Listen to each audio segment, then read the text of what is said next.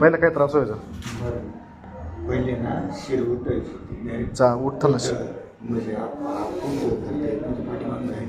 कुठं मागे जातं दोन दोन पुढे जात मग ते असं थोडे वेळ असं बसलं का बरं 10-15 मिनटं मग तेव्हा परत क्लिअर व्हायचं. बरोबर.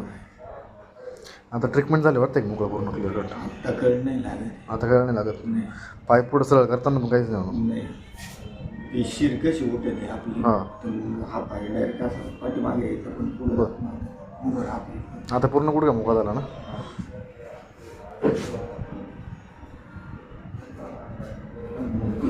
उठून कशी बसलं ना असं बसताच येत नव्हतं बघ. बसलं तरी कळ लागून जायची लगेच. असं बसलं का मग ती येऊन जाईल. बरोबर. उभं राहिलं का मग चालते 20 मिनिटं. आता काहीच नाही होत ना? काहीच दुखत नाही ना? आता